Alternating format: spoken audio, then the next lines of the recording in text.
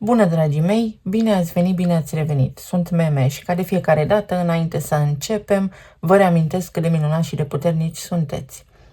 Astăzi vin alături de voi pentru a vedea ce ne spune energia în perioada următoare, săptămâna ce urmează sau în acel moment în care tu ai nevoie de o informație sau de inspirație. Ia de aici ceea ce te ajută pe tine, ce nu, poate ajută pe altcineva. Și îți mulțumesc că ești alături de mine de fiecare dată, iar dacă acum ai găsit și munca mea rezonează cu tine, consideri că este utilă și că te ajută într-o oarecare măsură, te invit cu drag să te abonezi și să apreciezi clipul. Să știți că aprecierile voastre contează. În primul rând, întreaga lună iulie este complexă și motivul pentru care nu am filmat încă zodiile este cel menționat anterior. Vorbesc încă foarte greu, am avut foarte puțin timp la dispoziție. Puteți găsi informații și inspirație și pe alte canale, însă vreau să vă atrag totuși atenția asupra unui lucru. Nu vă mai blocați într-o zodie pentru că voi nu sunteți zodia voastră și oricum uitați. Lucrurile vi se întâmplă și voi uitați ce a spus X și Y în previziunile pentru respectiva lună. Luați lucrurile mai simplu și încercați să fiți voi cei care conduc aceste predispoziții, nu să așteptați în mod direct să vi se întâmple. În altă ordine de idei, în acest moment, în timp ce vorbim, este mult mai important ce facem noi ca și colectiv decât noi individual. Pe parcursul săptămânii ce urmează vor retrograda atât Saturn cât și Mercur. Și în acest moment avem și Neptun în retrogradare, a retrogradat în prima parte a lunii iulie, îl avem și pe Pluton în retrogradare, iar aceste arhetipuri planetare sunt unele de generație, unele care reprezintă colectivul. Mercur este o planetă personală, însă Saturn, Neptun și Pluton nu, pentru că ele se mișcă mai greu, adică ating generații și mulțimi de oameni. Saturn și Neptun sunt retrograde în Berbec. Ce înseamnă asta pentru tine? La nivel aplicat, zilnic, s-ar putea să te trezești că este nevoie să cobori de pe un piedestal o anume persoană pe care ai urcat-o tu acolo, prin încântare, din naivitate sau poate din admirație, pentru că Neptun asta face, vine cu încântare, cu mister, iar Saturn acum, pentru că retrogradează și este alături de Neptun în conjuncție, spune, stai să vezi că eroul tău nu este chiar un erou. Uranus în Gemeni vine cu adevărul brut, în față, fără menajamente. Și mai face un lucru foarte important, să vă uitați la tipare.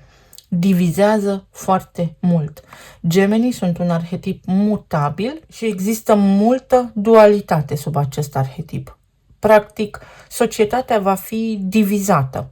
Și în acest moment, Saturn, Neptun, Pluton și Uranus ne arată adevărul gol-goluț al societății în care trăim. Vin cu o știre de ultimă oră pentru unii sau poate cu o confirmare pentru alții. Este publică pe internet, știam aceste lucruri de acum ceva ani, însă acum s-a primit o confirmare. Vorbim despre Franța și despre președintele acestei țări, respectiv despre soția președintelui Franței, care a fost acuzată că a făcut o schimbare de gen, că ar fi bărbat. Iar ziaristele care au acuzat-o de acest lucru au câștigat procesul în instanță. Urmează să vedem cum se vor desfășura aceste lucruri, pentru că, la nivel de conspirație, doamna respectivă este bărbat și-a alocat practic identitatea propriei sale surori, ba mai mult decât atât, în tinerețe ar fi avut o aventură cu mama președintelui Franței și ar fi tatăl acestuia. Știu, informațiile sunt cutremurătoare, dar să știți că aceasta este adevărata față a societății în care trăim. Fac referire din nou la Imperiul Roman, nu la Italia, nu la dragii mei prieteni de acolo, pentru că nu are o legătură directă cu noi, cei de acum, toată această poveste, însă în Imperiul Roman s-au făcut multe de-a lungul timpului, a fost o perioadă nefastă a umanității, acolo aveau loc și orgiile, și desfrânarea, și destrăbălarea și așa mai departe. Și tot de acolo a pornit divizarea. Atunci când s-a creat, practic, Biserica Catolică și când au propulsat foarte mult dogma religioasă. Bun. Mergem mai departe. Adevărul gol-goluț, știri care te pot surprinde, care te pot pur și simplu șoca. Saturn înseamnă structură, timp, iar berbecul inițiativă. În cazul în care ai început ceva și nu este ok, nu îți ies lucrurile, ai două alternative, pentru că îl ai pe Uranus în Gemene acum. Ori reconstruiești, ori dărâm totul și torni o nouă fundație. Adică, imaginează-ți că îți cumperi o casă veche. Merită investiția să o recondiționezi sau o dărâmi și faci alta nouă. S-ar putea ca pe termen lung, alta nouă să fie mai bună. Sau poate este mai ieftin să recondiționezi.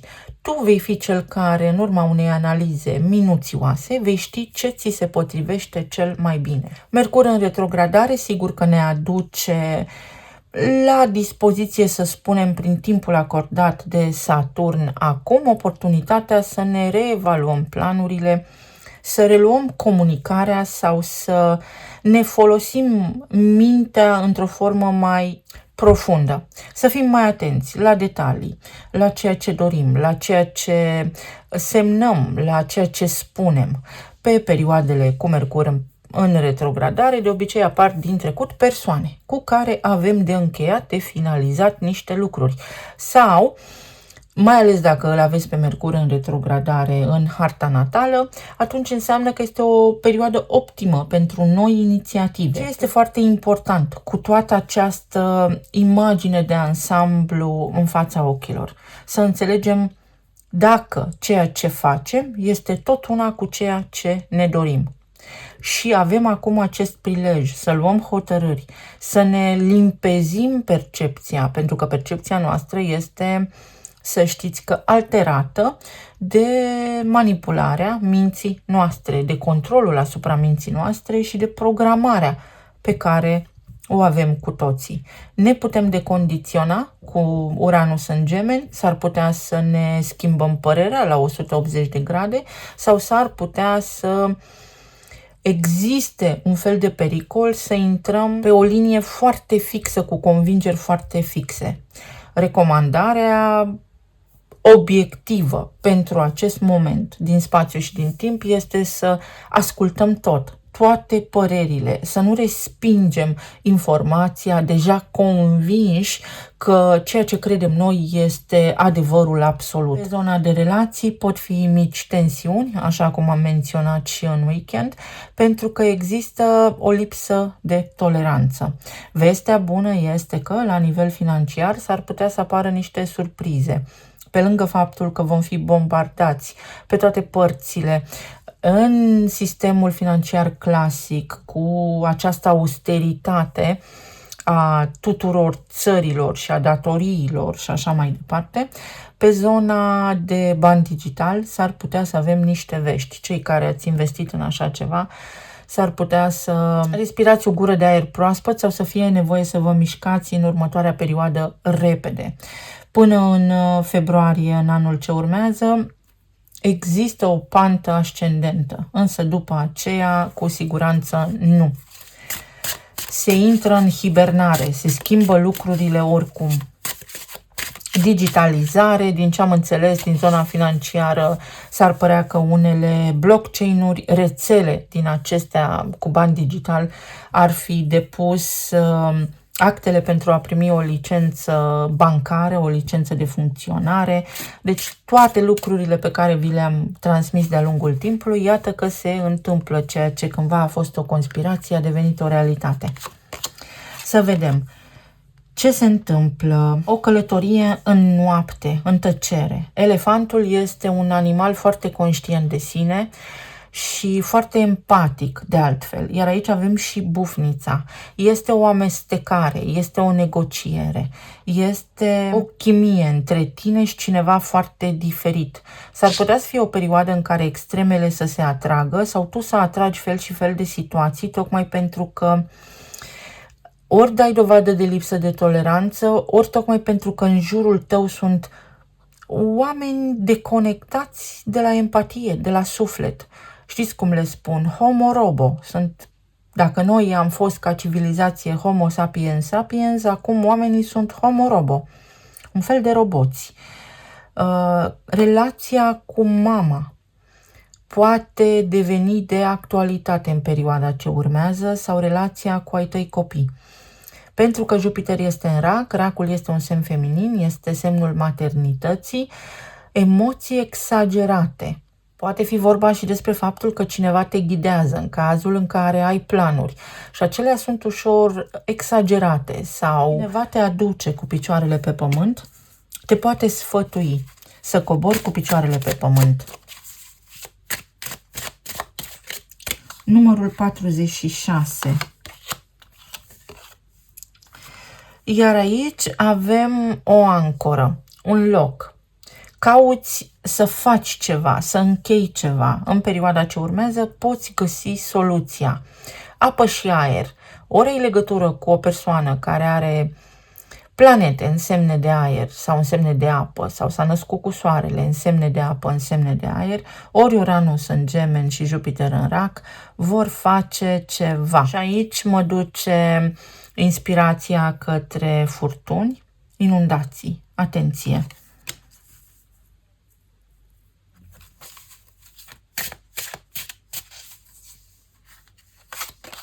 O construcție solidă pentru alții, poate renovați, lucrați, construiți o casă și abracadabra. Soluția pentru tine. Te poți înălța, pentru că am vorbit despre arhetipul dragonului în ultima emisiune și dragonii chiar au existat. Altfel nu am fi avut cum să îi găsim pretutindeni în lume într-o perioadă a umanității în care nu exista internetul. Găsim inscripții, găsim desene și informații pretutindeni în toate culturile despre aceștia. Mai mult decât atât, dragonul ne vorbește despre linia de sânge, linia primordială de sânge sau despre o linie specială de sânge. Deci poate fi vorba despre ceva special. În săptămâna ce urmează, retrogradarea lui Saturn și a lui Mercur să aducă în prim plan în viața ta o situație foarte specială pe care acum o poți soluționa. Este nevoie de voință, este nevoie de toleranță și să îți dai seama dacă ceea ce îți dorești este tot una cu ceea ce faci sau dacă faci ce îți dorești, dacă îți place ce faci. Schimbare de sezon. Se schimbă sezonul, se schimbă lumea, mai mult decât sezonul. Este o schimbare de la aer la apă, de la discuție la emoție. Pot fi discuții aprinse, poți fi declanșat fără să îți dai seama de situații și să devii foarte emoțional, să exagerezi sau oamenii din jurul tău pot face asta sau de la ceva ce doar gândeai, acum să te bucuri, să-ți provoace un eveniment la care te-ai gândit, o idee pe care ai avut-o, maximă bucurie. Asul de cupe. O perioadă care ne inundă emoțional, uite, un stres sau convingerea că nu poți, roata destinului fascinant. 7 de spade, 10 de spade și 9 de monede. Incredibil! Incredibil! Toate cărțile din tarot confirmă ceea ce am menționat din tranzitele astrologice. O perioadă în care să conștientizezi dacă ceea ce îți dorești este tot una cu ceea ce faci. Pentru că dacă nu este tot una, dacă nu este același lucru, te autosabotezi și asta te stresează. Ești nefericit, ești blocat, nu poți avansa. Dar perioada ce urmează, săptămâna ce urmează, luna iulie, îți oferă prilejul să conștientizezi că poate mergi în două direcții fără să îți dai seama sau că poate te contrazici singur, că poate ești nehotărât, că poate ești prins în două tabere, în două locuri în același timp sau că poate te gândești la două persoane în același timp, iar asta îți produce nefericire, îți cauzează practic nefericire. Pentru alții dintre voi poate fi noroc chior, ceva, un eveniment favorabil care te bucură extrem de mult și care te ajută să treci peste această perioadă de stres, mai ales la nivel financiar, pentru că 9 de monede este un fel de maestru al planului fizic, mulțumire, la nivel de aspect financiar, la nivel de viață, de trai zilnic, pentru că prinzi putere, găsești o soluție, găsești o alternativă, o schimbare benefică și la nivel financiar, dar și la nivel mental. De asemenea, s-ar putea unii dintre voi să fiți foarte stresați, tensionați și bulversați în ceea ce privește sănătatea voastră, să nu aveți capacitatea de a lua decizii cu claritate. Practic te trezești în minte cu un gând, cu o idee care nu îți aparține. Despre asta este vorba. În săptămâna ce urmează ai oportunitatea de a te concentra pe gândurile tale, inițiativele tale, intențiile tale, să vezi dacă ceea ce îți dorești este tot una cu ceea ce faci. În zona relațiilor s-ar putea să fie un mic stres pentru călătorii sau pentru o deplasare sau poate fi vorba despre contraziceri, să aveți senzația că nu mai evoluați în aceeași direcție unii dintre voi alături de partenerii voștri de viață. Pentru alții dintre voi poate fi vorba despre partenerul de viață care scapă de un stres, care se întoarce acasă, poate a avut delegații, deplasări, nu ați petrecut timp împreună, nu ați avut timp să vorbiți despre planurile voastre de viață sau să comunicați sau să fiți alături unul de celălalt și situația se liniștește, se limpezește, mai ales înspre weekend. Pentru aceia dintre voi care așteptați o viață mai bună, energia vă spune degeaba o așteptați, viața mai bună ți-o faci tu singur. Energia pentru întreg colectivul, să știți, pentru noi toți, în săptămâna ce urmează, transmite următorul lucru. Mai rău de atât nu se poate. Hai să vedem ce putem face bine. Hai să vedem cum ne descurcăm și cum ieșim din acest impas. Sau hai să vedem cum ne unim. Uranus în Gemeni va diviza foarte, foarte mult societatea. Și aveam o carte pe undeva, nu am la îndemână să vă arăt, Epoca mașinilor spirituale, adică spiritualitate tehnologică. Putem apela la tehnologie pentru a ne dezvolta mai mult, pentru a înțelege unde suntem noi limitați, însă tehnologia nu are răspunsurile pentru noi. Tehnologia este conectată. Sunt alte studii care arată că din 1950 încoace noi suntem conectați, biofieldul nostru, adică câmpul nostru electromagnetic, este conectat deja la tehnologie, iar noi trăim într-o rețea invizibilă pe care nu o vedem, ca într-un stup de albine, conduși de o regină, conduși de o structură energetică. Voi reveni cu detalii mai amănunțite și în acest sens. Pe zona de sănătate, dureri de cap, migrene și gânduri încurcate. Mai poate fi vorba aici despre plămâni, foarte multă tristețe. Atenție la aceste lucruri. Pentru aceia dintre voi care aveți un stres, să știți că oricare ar fi stresul acesta, există o șansă. Vă gândiți la cineva, vă gândiți la o provocare pe care poate o are cineva din familia voastră. Nu vă mai autosabotați pentru că încurcați acolo planurile, nu faceți decât să defavorizați persoana respectivă, ci mai degrabă fiți puternici, fiți ancorați în planul acesta concret, pentru că există un noroc, există o șansă aici. Noroc, chior, așa cum am menționat. Poate fi și o vizită, ceva legată de oftalmologie, de văzut în ceață, de tensiune oculară. Este lipsă de hidratare, aveți nevoie de electroliți, de ionizare, de aer curat. 9 de spade. Săptămâna poate fi precum urmează. Începe stresant și pe măsură ce ne apropiem de weekend, lucrurile se liniștesc. 3 de monede. Lucrurile se liniștesc. Unii dintre voi, dacă aveți provocări la locul de muncă, încercați să nu plecați brusc, ci să vă faceți un plan de rezervă. Și lumea, curaj, va necesita săptămâna ce urmează un act de curaj sau este foarte important să vă eliberați din controlul gândurilor negre, pentru că suntem asemenea celor lângă care petrecem cel mai mult timp. Aveți în jurul vostru oameni care vă stresează. Vă întâlniți mereu cu aceiași oameni. Încercați să vă detașați. Ori ignorați total și nu le mai permiteți să vă influențeze la nivel energetic, ori pur și simplu vă desprindeți de acele grupuri, oricât de dureros ar părea. De asemenea, aici energia ne spune în felul următor. Cu empatie putem rezolva anumite lucruri, pentru că societatea este foarte, foarte, foarte mentală. Am pus accent pe acest foarte pentru că s-ar putea să ajungem la un moment dat, în urma acestei manipulări și a nivelului social în care suntem trași acum, să fie fiecare pentru el, ochi pentru ochi și dinte pentru dinte, ori acest lucru nu ne duce către uniune.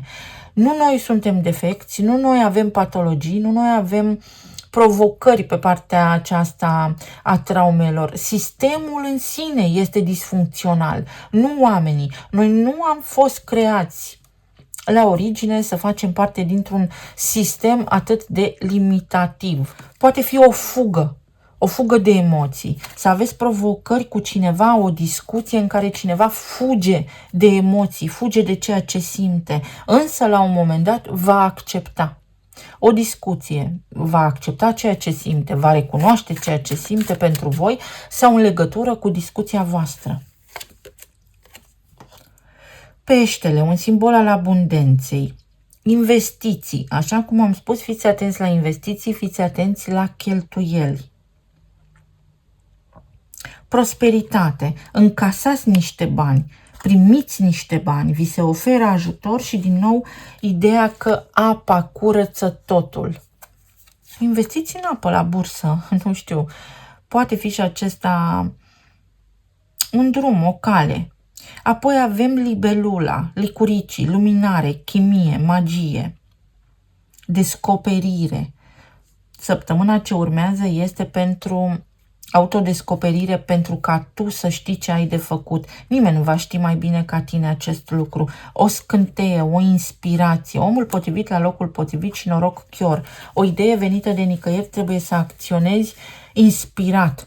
Și avem quadratură între Marte și Venus, asta înseamnă aspect tensionat, care spune practic cum acționezi, cum reacționezi. Ia decizii inspirate, adaptează-te, repede trebuie să faci anumite lucruri, dar nu exagera. Fii atent la emoțiile tale. Săptămâna poate aduce o ocazie excepțională, o schimbare excepțională pentru noi toți, pentru că avem această putere. Avem timp la dispoziție. Lucrurile se vor desfășura poate mai lejer, mai încet. Uranus în Gemeni provoacă accelerarea timpului, în timp ce Saturn în Berbec acum mai calcă din când în când frâna și mai face câte o oprire. Nu avea timp de gândire. Ai timp de gândire, ceri cuiva timp de gândire sau cineva îți cere ție timp de gândire. Dar vine săptămâna ce urmează cu o ocazie unică, cu o situație excepțional de bună pentru tine. Să vedem ce ne spun și talismanele.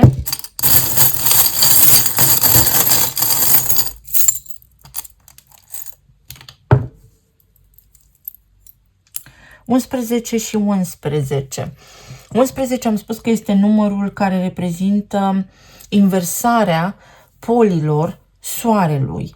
Polii electromagnetice. Odată la 11 ani, Soarele își schimbă polaritatea. 11 mai este regăsit în șirul lui Fibonacci. Începe cu 0, 1 și apoi încă o dată 1. Este o etapă. Este o etapă pe care o ai de parcurs. Este o perioadă în care te poți lumina, poți conștientiza, poți vedea adevărul gol-goluț, precum introducerea pe care am lăsat-o aici. Nu că m-ar interesa pe mine cine cu cine este căsătorit, însă sunt minciuni, suntem înșelați, mințiți și păcăliți. Și atunci avem atât de multă chimie împreună, bilet către fericire și o notificare. Este o săptămână bună pentru reglat conturile în relații, pentru a cunoaște pe cineva nou, pentru a te împăca cu cineva, pentru a te iubi cu cineva. Este iubire, este o călătorie pe care o poți face. Nu contează acum că nu știi cum, vei reuși să o faci. Ceea ce auzi vine către tine ca o muzică lină pentru urechile tale. Declarații de iubire, o reparație, o remediere, o șansă. Cu ochii pe timp, atenție la conflictul cu timpul, pentru că poate declanșa conflicte pe zona bolilor autoimune, enzime, enzime, aveți nevoie de enzime pentru a putea digera mai bine alimentele. Pe lângă faptul că eu stau așa și mă gândesc în liniște, cât orez există în lumea asta ca să ne hrănească pe toți? Dar câți cartofi? Dar câți pui? Dar câți porci? Dar câtă ceapă? Dar câte fructe? Are sens ce vă spun aici? Ananasul înseamnă o dietă, înseamnă că scap de grăsimi, grăsime pe ficat, scap de furie. Este o săptămână bună în care te liniștești, te poți liniști. Uite, Jupiter în Rac, sau poate fi vorba despre faptul că cineva pleacă la studii, se întoarce de la studii, obții o diplomă, te înscrii la niște studii, sau este o perspectivă foarte amplă asupra lumii în care trăim, o gândire elevată. Tragi o concluzie foarte înțeleaptă. Ai as în mânecă, ai chintă royală, ai mâna câștigătoare și soarele, cerbul de aur. Urci într-un vârf de munte, ori pleci în concediu, ori obții ceea ce îți dorești. S-ar putea să nu-ți fie chiar lină calea, să mai ai pe aici colo mici impedimente, dar sunt lucruri peste care nu trebuie să treci, trebuie să evaluezi cu strictețe și cu mare atenție ceva. Prosperitate. Bat clopotele de nuntă, pentru nuntă, o cerere în căsătorie poate fi pentru unii dintre voi, sau ceva legat de căsnicia voastră, de parteneriatul vostru. Unii dintre voi puteți încheia o relație foarte stresantă și veți respira ușurați. Un act de siguranță, ești în siguranță, semnezi un contract, plătești o chirie, te liniștești financiar, ești în siguranță. Sau sunt niște studii. Este un contract care ți aduce siguranță, liniște. Atenție la trafic, așa cum am spus și săptămâna trecută, o călătorie, plecați în vacanță sau vă întâlniți undeva cu cineva. Pentru alții dintre voi, dacă sunteți 4 implicați într-o poveste, acea poveste nu iese bine. Trebuie să reevaluați ce credeți și ce spuneți. Este ceea ce faci tot una cu ceea ce îți dorești? Venus va intra la sfârșitul lunii în Rac și va fi o Venus diafană. Acum este în Gemeni. Este jovială, dar agită. Ceva preistoric, ceva vechi cere atenția ta, reapare în viața ta cineva sau se redeschide un capitol mai vechi din viața ta pentru ca tu să-l recitești și să înțelegi mai bine niște lucruri. Pentru alții dintre voi este elevare, este aviație, poate lucrați în aviație, sau este o relocare, o deplasare.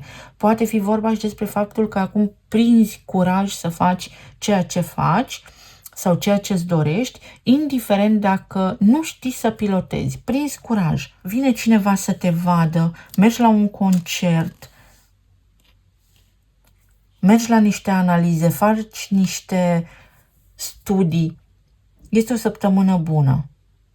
Chiar este o săptămână care poate fi pentru unii dintre voi decisivă într-o măsură sau alta. Eu vă mulțumesc foarte mult, vă doresc să aveți o săptămână minunată, să fiți bine, sănătoși și iubiți, oriunde ați fi, și să ne auzim cu bine data viitoare. Pa, pa!